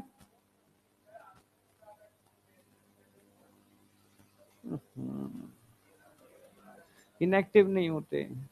तेरा दिमाग बहुत देर में एक्टिव होता है और अर्थ का अनर्थ कर देता है। मैं बोल रहा था पोटेशियम चैनल इनएक्टिव नहीं होते, समझ रहे हो? ठीक है, बंद चालू तो सब होते हैं, पर पोटेशियम चैनल इनएक्टिव होना नहीं जानते। वो सिर्फ एक ही चैनल है जो इनएक्टिव होना जानते हैं, sodium channels. Chloride channel, potassium, समझ, जितने भी चैनल बॉडी में होते हैं कोई इनएक्टिव होना जानता ही नहीं है, क्योंकि उनके पास एक ही दरवाजा होता है। इनएक्टिव होने वाला दरवाजा सिर्फ सोडियम के पास होता है, क्योंकि उसको डीपोलराइजेशन करना होता है, क्योंकि उसको इंपल्स जनरेट करना होता है, क्योंकि उसको एक्शन पोटेंशियल जनरेट करना होता है, उसको वो चार्ज जनरेट करना है जो इंपल्स की फॉर्म में ट्रेवल करेगा। तो नेचर ने उसी को कैपेबिलिटी दी है इनएक्टिव होने की, और किसी को कैपेबिलिटी दी ही नहीं है इनएक्टिव होने की, समझ रहे हो? उसका कुछ स्ट्रक्चर ही अलग होता है सोडियम चैनल का, और स्ट्रक्चर वाली बात तो मॉलिक्यूलर बेसिस पर पहुंच जाएगी, वो हमें करानी नहीं है। जिसको एक्चुअल क्लोजिंग चैनल्स जो होते हैं वो बड़े साइज के होते हैं, उनके जो सिस्टम होते हैं थोड़े टाइम कंज्यूमिंग होते हैं, पर इनएक्टिव होने के लिए पतला सा गेट होता है, वो शॉर्ट टर्म के लिए इनएक्टिव होता है, ठीक है। वो सोडियम के पास होता है और किसी के पास नहीं होता, ठीक है।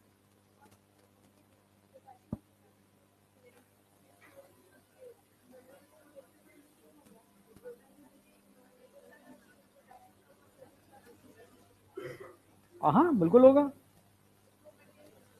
सोडियम पोटेशियम पंप, पंप हमेशा, पंप का काम ही, एनसीईआरटी की लाइन नहीं पढ़ी आपने?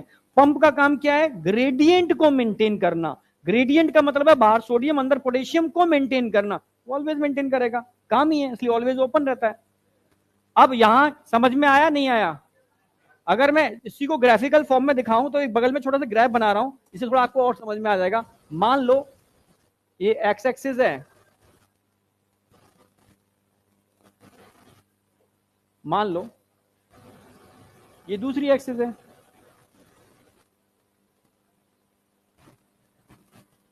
समझना।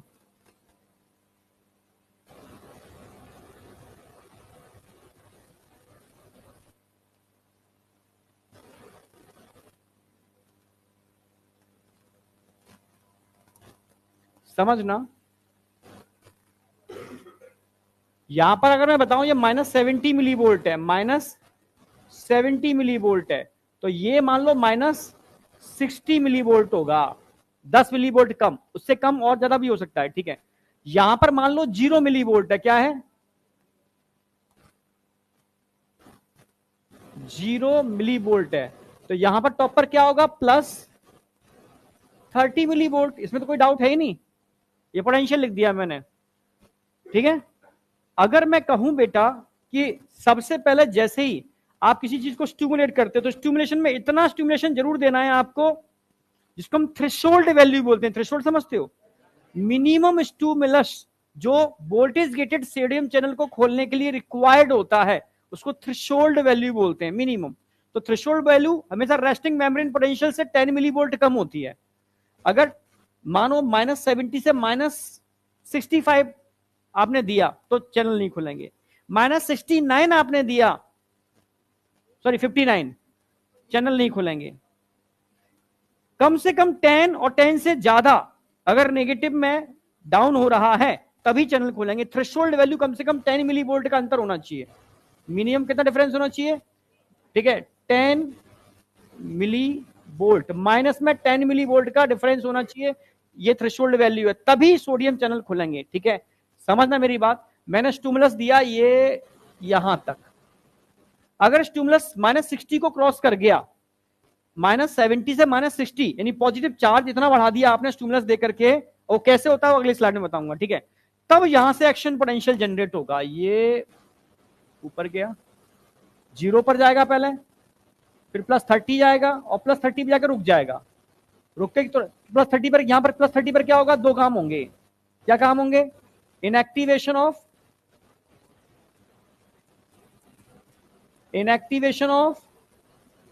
सोडियम VGC और ओपनिंग ऑफ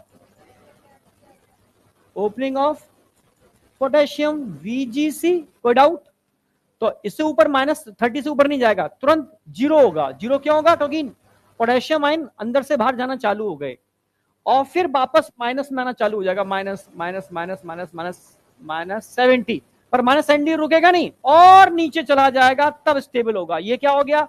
हाइपरपोलराइजेशन यानी -90 मिलीवोल्ट क्या हो गया?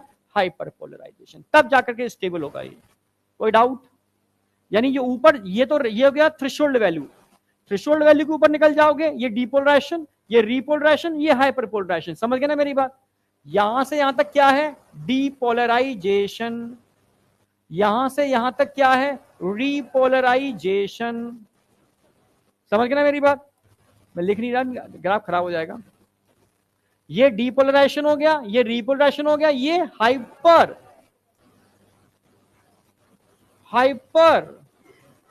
पोलराइजेशन। कोई डाउट? अब मुझसे पूछो, कोई पूछना है तो। हाँ, कुछ नहीं, पोटेशियम चैनल थोड़ा देर तक खुले रहते हैं, जिसकी वजह से जो माइनस चार्ज है वो ज्यादा हो जाता है। ज्यादा होने का फायदा क्या है? फायदा ये है, अनचाहा स्टिमुलस बॉडी को नहीं मिलता। जैसे मानो मैं एक बार हाथ उठा रहा था, ठीक है, पर अनचाहा स्टिमुलस मिलने में क्या होगा? नहीं आया क्या? ये मैं नहीं चाह रहा हूं, पर फिर भी मेरा हाथ मूव कर रहा है ऐसे। नहीं समझ में आया? मैं चाहता हूं मैं जब चाहूं तभी हाथ उठे, मैं चाहूं हाथ नीचे जाए। तो एक बार हाइपरपोलराइजेशन होने से अगला स्टिमुलस जो मिलेगा वो मेरे चाहने पर ही काम करेगा, क्योंकि नेगेटिव ज्यादा हो गया, क्योंकि पॉजिटिव होते ही स्टिमुलस अपने आप चालू हो जाएगा। समझ रहे हो? तो नेचर अपने आप हर बार एक बार हाइपरपोलराइज करती है, जिससे अनचाहा स्टिमुलस जनरेट अपने आप नहीं हो पाता।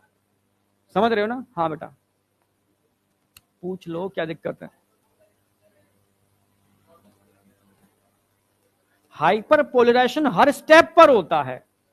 हर स्टिमुलस के बाद एक बार हाइपरपोलराइजेशन होता ही होता है। ये नेचुरल मैकेनिज्म है। ये ग्राफ बनेगा ही बनेगा। थ्रेशोल्ड वैल्यू जनरेट होगी, डी री हाइपर, फिर वो थ्रेशोल्ड वैल्यू जनरेट होगी अगले वाले के अंदर, डी री हाइपर, फिर थ्रेशोल्ड वैल्यू। ये हर बार होता है। हाइपरपोलराइजेशन एक अनचाहे स्टिमुलस को रोकने के लिए एक परफेक्ट मैकेनिज्म है।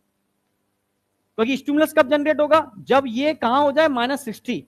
तो -60 भाई, यहां तो और माइनस हो गया ना, और माइनस, तो अनचाहा नहीं हो पाएगा। तो पहले ये पूरा करना होगा, तब ये माइनस, तब जाकर के नया स्टिमुलस जनरेट होगा।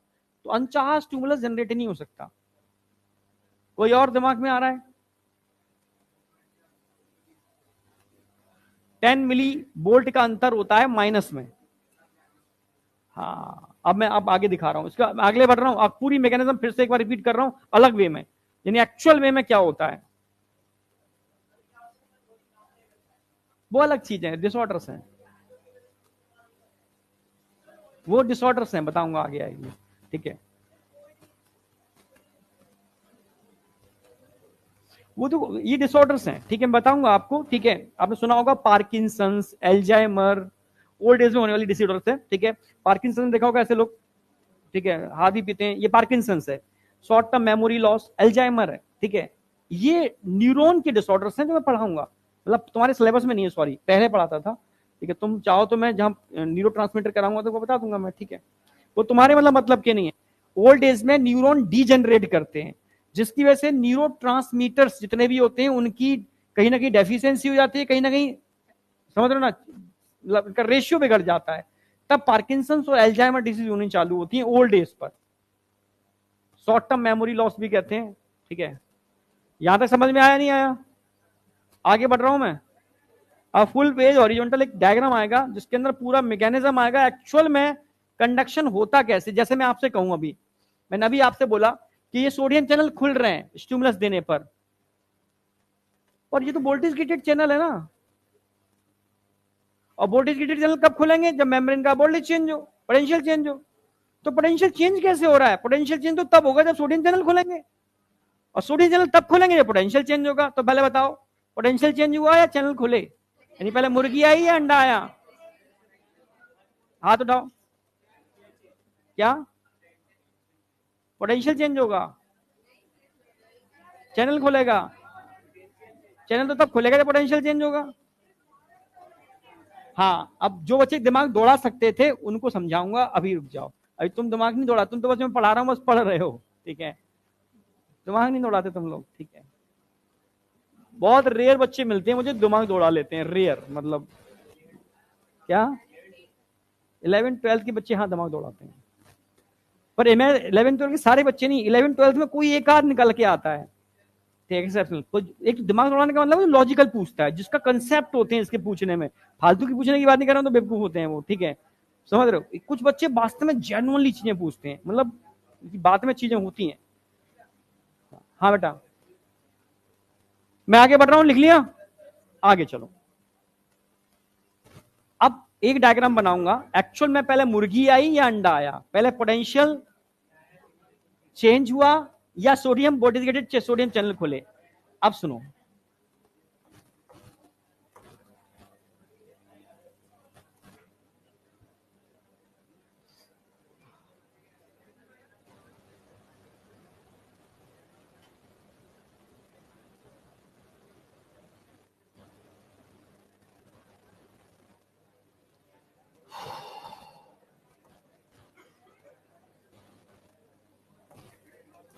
तुम यार मजा खराब कर देते, बताएं।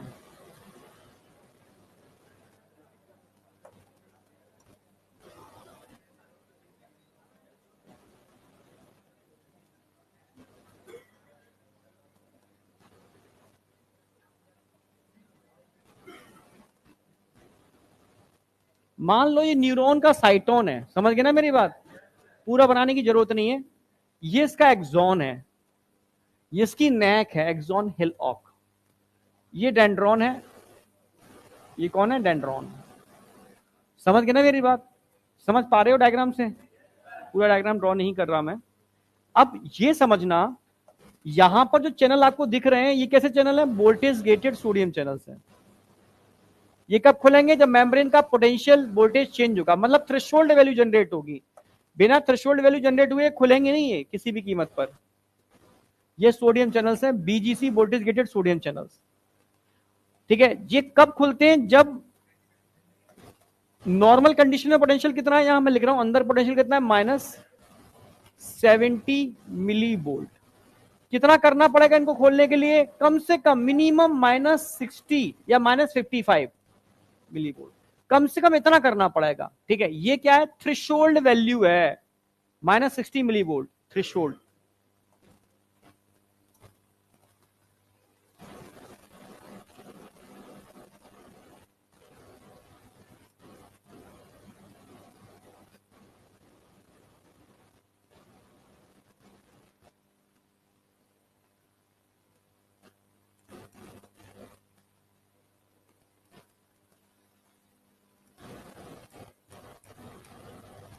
मिनिमम इतना तो होना चाहिए। अब ये कब होगी? यानी -70 से -60, माइनस में कम हो रहा है ना? माइनस में कम हो रहा है तो पॉजिटिव चार्ज चाहिए ना तुम्हें। अब सब पॉजिटिव चार्ज कहां से आएगा? अब समझना, ये डेंड्रॉन है। अब डेंड्रॉन में लिगैंड गेटेड चैनल होते हैं। डेंड्रॉन में लिगैंड गेटेड चैनल होते हैं, समझना मेरी बात। जैसे मैंने परफ्यूम खोला, स्मेल आपकी नाक में गई, या कोई भी लिगेंड, वो परफ्यूम भी हो सकता है, वो एसिटाइल कोलिन भी, कोई भी एसिटाइल मतलब एसिटाइल कोलिन बाइंड किया यहाँ पर, ये क्या है, सोडियम है, पर कैसा है, लिगेंड गेटेड चैनल है, समझना। यहां पर मैकेनिकल गेटेड चैनल भी हो सकते हैं, समझना। ये लिगेंड क्या करेगा, यहां से बाइंड करेगा, लिगेंड की बाइंडिंग करते ही सोडियम चैनल खुल जाएंगे ये वाले। इनसे बहुत ज्यादा सोडियम अंदर एंटर नहीं करेगा, पर इतना सोडियम एंटर कर जाएगा जो -10 मिली वोल्ट, ये अंदर कौन एंटर करके, पॉजिटिव चार्ज। पॉजिटिव चार्ज कौन सा होगा, सोडियम आयन। इतने सोडियम आयन पहुंच जाएंगे, ये सोडियम आयन माइनस में 10 मिली वोल्ट कम कर देंगे। माइनस कम का मतलब पॉजिटिव चार्ज पहुंचेगा तभी तो कम होगा माइनस के अंदर, समझ रहे हो। नेगेटिव चार्ज पहुंचता तो ये -70 से -90 हो जाता, पॉजिटिव पहुंच रहा है तो -70 से -60 हो जाएगा। ये थ्रेशोल्ड वैल्यू है, मिनिमम स्टिमुलस जो सोडियम चैनल को खोलने के लिए रिक्वायर्ड होता है। समझ में आ गया। वो कहां से खुल रहा है, लिगेंड गेटेड चैनल या मैकेनिकल गेटेड चैनल। यहां पर सोडियम, सोडियम के मैकेनिकल गेटेड चैनल भी हो सकते थे, ठीक है। ये सब क्या करते हैं, थ्रेशोल्ड वैल्यू जनरेट करते हैं। इस थ्रेशोल्ड वैल्यू जनरेट करते ही जैसे -60 पहुंचेगा तो ये -60 मिलीवोल्ट इन सोडियम चैनल्स के लिए एक्टिवेशन का काम करेगा, समझ रहे, खुलने का काम करेगा। तो जैसे ही -60 पहुंचा, सोडियम वोल्टेज गेटेड चैनल खुल जाएंगे, सोडियम VGC खुल जाएंगे, ओपन हो जाएंगे, और इनके ओपन होते ही अंदर कौन एंटर करेगा, सोडियम आयन की एंट्री होगी। जैसे ही सोडियम आयन के अंदर एंट्री होगी, अंदर का चार्ज, अंदर का चार्ज, अंदर का चार्ज, तुम समझ रहे हो, हाँ या ना। मान लो ये अगला स्टेप है न्यूरॉन का, यहां पर भी सोडियम चैनल्स होंगे, पर अभी सोडियम चैनल्स क्या है यहां पर बंद है, अभी क्लोज है, इतने ही खुल रहे हैं, यानी उतने ही रीजन के अंदर चेंजेस हो रहे हैं सारे के सारे, ये अभी क्लोज है, समझना मेरी बात। तो अभी अंदर चार्ज यहां पर कैसा होगा, अंदर चार्ज कैसा होगा, बाहर चार्ज कैसा होगा,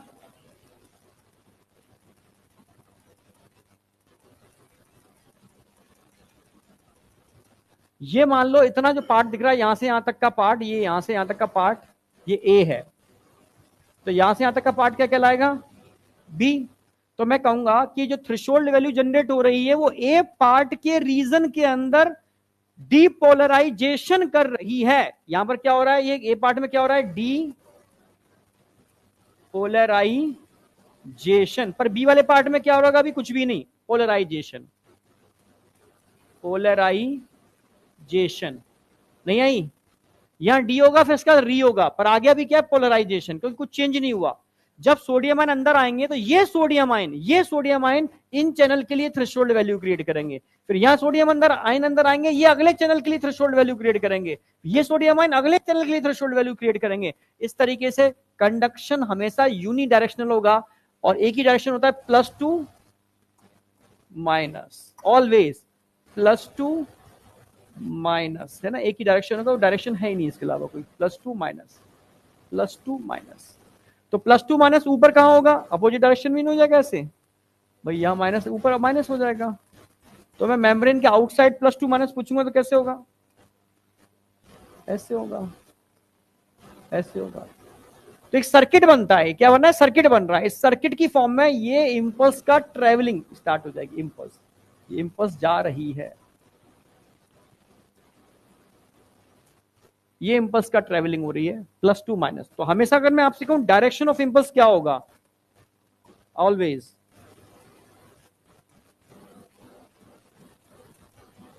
डायरेक्शन ऑफ इंपल्स, ऑलवेज एक ही डायरेक्शन होती है, यूनिडायरेक्शनल, +2 माइनस। अगर मैं इसके ऊपर क्वेश्चन एनसीईआरटी में डायग्राम में दे भी रखा है, वो पूछेगा आउटर मेम्ब्रेन और इनर मेम्ब्रेन पर डायरेक्शन बताओ, आउटर और इनर, ये नीट में क्वेश्चन पूछे जाते हैं। आउटर पर ये एक डायग्राम बना होगा, आउटर में क्या बोलोगे, बी से ए की डायरेक्शन में हो रही है, और अंदर क्या हो रही है, ए से बी की डायरेक्शन में हो रही है। ये चीज समझ में आई या नहीं आई, बहुत सिंपल तरीके से समझाई है मैंने। फिर मैं अगला एक डायग्राम और बनाऊंगा, उसमें पूरी चीजें एकदम और क्लियर हो जाएंगी। अच्छी तरीके से समझो, अच्छी तरीके से समझो और मुझे बताओ। पहले समझ लो, लिखना बाद में। न्यूरॉन को दो पार्ट में डिवाइड किया मैंने, ए और बी। ऐसे सी होगा, डी होगा आगे, ठीक है। तो ए पार्ट में सबसे पहले क्या हुआ, सोडियम चैनल्स खुले। खोला किसने? आप बोलोगे जो अंदर सोडियम अंदर आ रहे थे, जो थ्रेशोल्ड वैल्यू क्रिएट कर रहे थे, उन्होंने। थ्रेशोल्ड वैल्यू क्या होती है? It is a minimum stimulus जो वोल्टेज गेटेड सोडियम चैनल को खोलने के लिए रिक्वायर्ड होता है, ठीक है। वो मिनिमम स्टिमुलस चाहिए, ठीक है। तो मिनिमम कितना होता है? 10 मिली वोल्ट कम होना चाहिए माइनस में। तो -70 से -60 कौन करेगा? यहां से सोडियम एंटर करेंगे, वो कम कर देंगे, तुरंत कम होते ही खुल जाएंगे, खुलते ही सोडियम अंदर आएगा और यहां पर पोलराइज से क्या हो जाएगा? डीपोलराइज। क्लियर है बिल्कुल? जैसे ही डीपोलराइज होगा +30 मिली वोल्ट चार्ज पहुंचेगा यहां पर, समझना मेरी बात। ये चैनल क्या हो जाएंगे? इनएक्टिव। और यहां पर पोटेशियम चैनल खुल जाएंगे और इस वाले पार्ट में क्या हो जाएगा? रीपोलराइजेशन। और तब तक ये सोडियम आयन अगले के ढक्कन खोल देगा, आगे क्या हो जाएगा? डीपोलराइजेशन। जब +30 यहां पहुंचेगा तुरंत क्या हो जाएगा? रीपोलराइजेशन, और ये सोडियम अगले के ढक्कन खोल देगा। तो स्टेप बाय स्टेप ए से बी, बी से सी, सी से डी इंपल्स मूव करना चालू कर देगा। आगे सोडियम चैनल्स खुलते जाएंगे, पीछे पोटेशियम, आगे सोडियम, पीछे पोटेशियम, आगे सोडियम, पीछे पोटेशियम, और इंपल्स एक यूनी डायरेक्शन में टर्मिनल एंड तक पहुंच जाएगा। किसके समझ में नहीं आई? और यहाँ हाइपर थोड़ी दिखा रहे, हर चीज की अलग अलग स्टेप है भाई, ठीक है। हाइपर सब तुमने एक मैकेनिज्म समझा दी, फेज कितनी होती है, सारी फेज थोड़ी दिखा रहा हूं यहाँ पर मैं।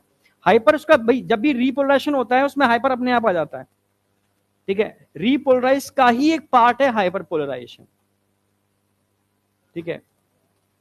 हाँ, क्या चीज?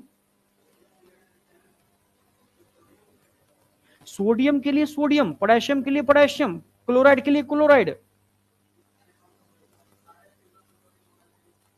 हाँ, जो भी आप समझ में आ गया। जितने भी मैकेनिकल गेटेड होते हैं, मोस्टली मैकेनिकल गेटेड के अंदर सोडियम चैनल्स होते हैं mostly.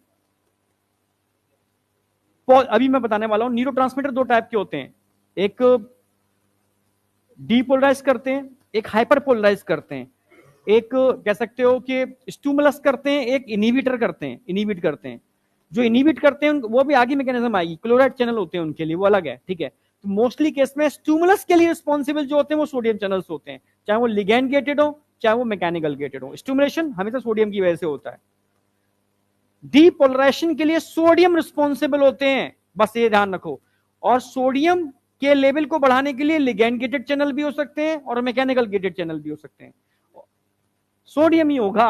Depolarisation only sodium, repolarisation only potassium, hyperpolarisation only potassium. Inhibitory neurotransmitter आ रहे हैं तो क्लोराइड चैनल, जो मैं आगे पढ़ाऊंगा, ये पढ़ाया नहीं है मैंने। नहीं समझ में आया तो क्या पूछना चाह रहा है, फिर पूछ।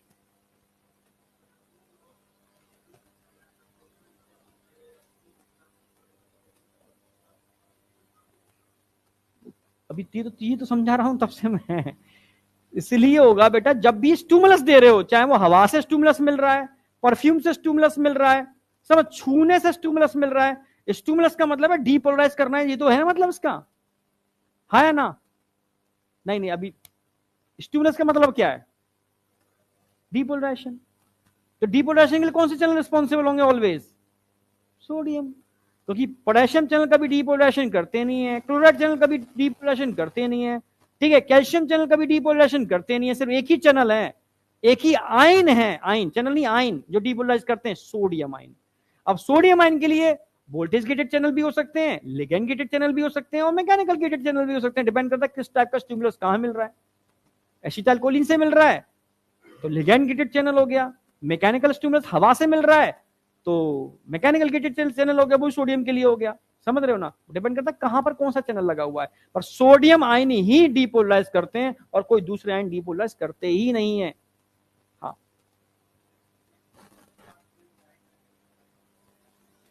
एक्सॉन वाले पार्ट में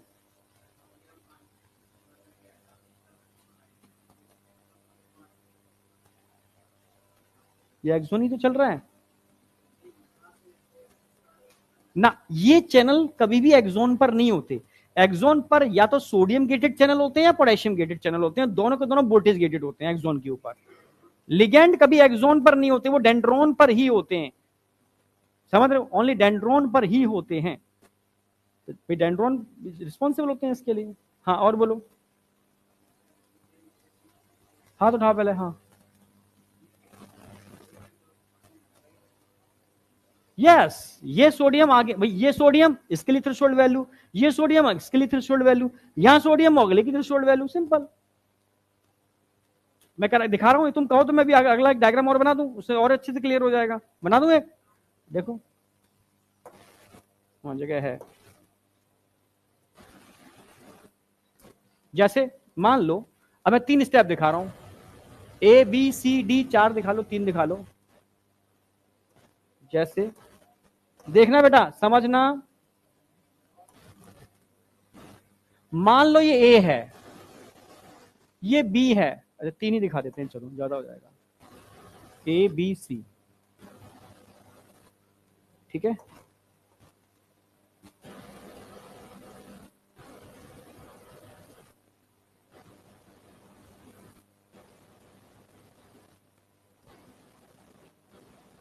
अभी तुम इतना समझे थे, समझना, तुम इतना समझे थे कि अभी सोडियम चैनल्स यहां पर खुल गए थे, समझना। ये मान लो ए है, तो ये वाला क्या होगा बी, तो ये क्या होगा सी। अभी तुमने देखा था यहां पर सोडियम चैनल खुले थे ए वाले पार्ट में, इन सोडियम आयन ने इसके लिए क्या किया, थ्रेशोल्ड वैल्यू जनरेट की, हाँ है ना। इन सोडियम की वजह से यहां पर सोडियम चैनल खुल जाएंगे, सोडियम आयन अंदर आएंगे, सोडियम अंदर अंदर आएंगे तो यहां पर चार्ज कैसा हो जाएगा, पहले ए में डीपोलराइजेशन था, अब कहां पर डीपोलराइजेशन होगा, कोई डाउट। ये क्या हो गया डीपोलराइजेशन, ये क्या हो गया डीपोलराइजेशन। पर इससे पहले ए में क्या हो जाएगा, कौन से चैनल खुल जाएंगे अब ए के अंदर, पोटेशियम चैनल खुल जाएंगे, कलर चेंज कर दे रहा हूं। तो पोटेशियम चैनल खुलने से क्या होगा, पोटेशियम आयन अंदर से बाहर जाएंगे, जब पोटेशियम आयन अंदर से बाहर जाएंगे, पोटेशियम आयन अंदर से बाहर जाएंगे तो अंदर वापस चार्ज कैसा आ जाएगा, अंदर चार्ज वापस, बाहर वापस, बाहर वापस, यानी यहां पर क्या हो गया अब रीपोलराइजेशन, रीपोलराइजेशन, डीपोलराइजेशन, रिपोलराइजेशन, और आगे भी क्या है यहां पर, अभी यहां पर क्या चल रहा है, ओनली पोलराइजेशन। यहां से यहां तक क्या चलेगा सी के अंदर, पोलराइजेशन, यानी अभी यहां पर अंदर चार्ज कैसा है, बाहर चार्ज कैसा है, अभी चैनल यहां पर कोई खुले नहीं है, चैनल अभी यहां पर खुले नहीं है, इसको बंद ही कर दो, अभी खुले नहीं है। जब ये सोडियम आयन जब डीपोलराइजेशन हो जाएगा ना, ये अगले के ढक्कन खोलेगा, फिर ये अगले के ढक्कन खोलेगा, पीछे क्या होता जाएगा रिपोलराइजेशन, आगे क्या होगा डीपोलराइजेशन, और आगे क्या होगा पोलराइजेशन। यानी मान लो मैं इंपल्स हूं, चार्ज डीपोलराइजेशन, मैं ए से कहां चला गया बी पर, तो मेरे पीछे क्या हो जाएगा, अब मैं बी से कहां चला जाऊंगा सी पर, पीछे क्या हो जाएगा, यानी मैं आगे बढ़ता जा रहा हूं, सोडियम चैनल खुलता जा रहा हूं, पीछे पोटेशियम खुलते जा रहे हैं, आगे सोडियम पीछे पोटेशियम, तो आगे डीपोलराइजेशन पीछे रिपोलराइजेशन। और impulse unidirectional, always plus two minus, always plus two minus, plus two minus तो एक ही डायरेक्शन है, ये प्लस टू माइनस है, और कोई है नहीं प्लस टू माइनस, ये प्लस टू माइनस है, ऐसे प्लस टू माइनस नहीं हो सकता, हमेशा ये है प्लस टू माइनस, ये चलता जाएगा, प्लस टू माइनस चलता जाएगा, ए से बी, बी से सी, सी से डी। आई या नहीं आई, कोई डाउट है तो मुझसे पूछो, अगर डाउट क्लियर है तो ये कुछ क्वेश्चंस दे रहा हूं मैं, ये तुम्हें करने हैं, अच्छे से लगा लेना और लगा के मुझे बताना, ये एनसीईआरटी के डायग्राम वाला क्वेश्चन है, ठीक है, ये सब लगा लोगे तो तुम्हारा ये री और डी वाला पार्ट एकदम क्लियर हो जाएगा। रुको रुको रुको, अच्छा एक टाइप्स ऑफ साइनस और करा दूं,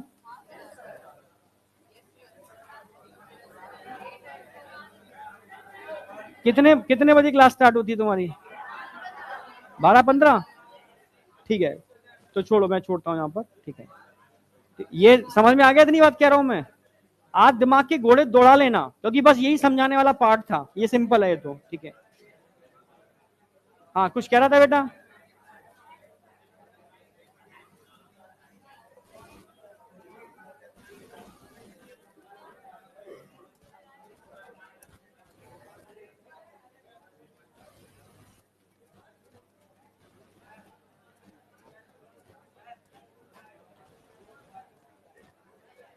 अच्छा, क्वेश्चन कल वाले ही हैं मुझे लग रहा है, क्वेश्चन ऐड नहीं किए मैंने यार।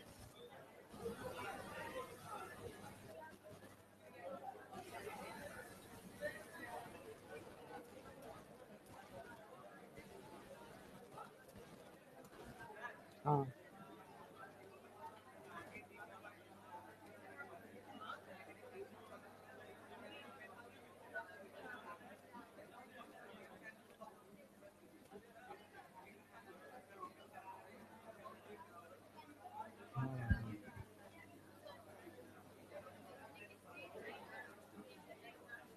एम्ब्रियोनिक स्टेज में,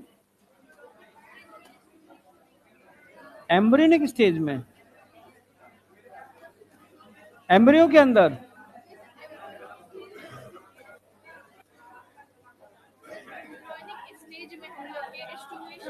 एम्ब्रियोनिक स्टेज में क्यों, कौन स्टिमुलेट कर रहा है? स्टार्टिंग में फील नहीं होता, ठीक है, स्टार्टिंग बच्चा बन रहा है उसमें क्या फील होगा? धीरे धीरे बच्चा जब 6 मंथ क्रॉस कर जाता है या 5th मंथ क्रॉस करता है, तब धीरे धीरे वो समझता है चीजों को, धीरे धीरे वो चीजें, वो तो आगे की बात है, ये तो कंसेप्ट ही नहीं है यहाँ पर, तो कहाँ जोड़ रही है? हम कह रहे हैं यहाँ पे थ्रेशोल्ड वोल्ट दिया हमने। सर मैं कह रहा हूँ कि बॉडी को हमने क्या करा, न्यूट्रल बॉडी हमने सटाया सर, इसको कोई कोई सर वोल्ट मिला ही नहीं। तो सर यहाँ पे तो नहीं होना चाहिए, नहीं होगा। सर हम न्यूट्रल बॉडी को बॉडी से सटाते हैं, एहसास होगा सर, एहसास हो रहा है तो थ्रेशोल्ड वैल्यू जनरेट हो रहा है।